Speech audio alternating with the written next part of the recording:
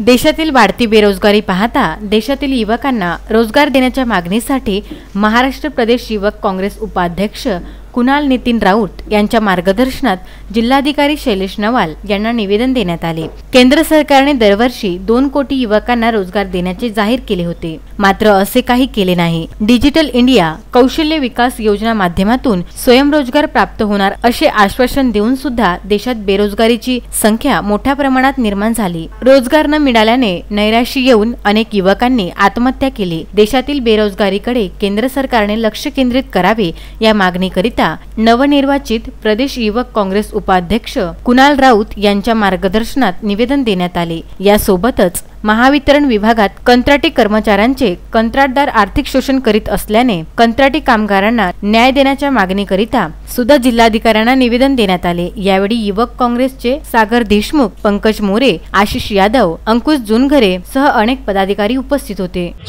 अमरावती जिल्ह्यात महाराष्ट्र प्रदेश युथ काँग्रेस द्वारा आयोजित रोजगार दो असा आंदोलन जिल्हाधिकारी कार्यालय याच्या समोर झाला। आमची मागणी आहे की केंद्र सरकार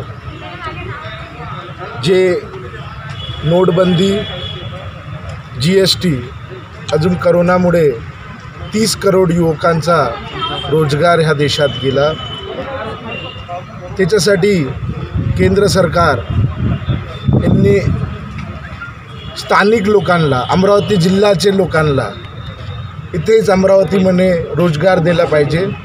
त्याच्यासाठी नवीन स्कीम आणली पाहिजे, या नवीन फॅक्टरी, नवीन कंपनी इथे आणली पाहिजे केंद्र सरकारने, ज्यानं की नवीन युवकांना, युवतीला इथे रोजगार भेटायला पाहिजे।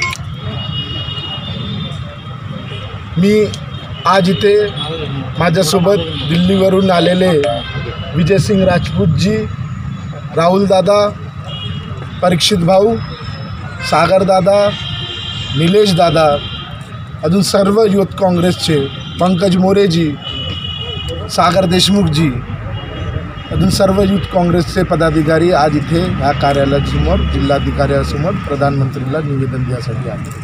Vidarbha news bureau, Amravati.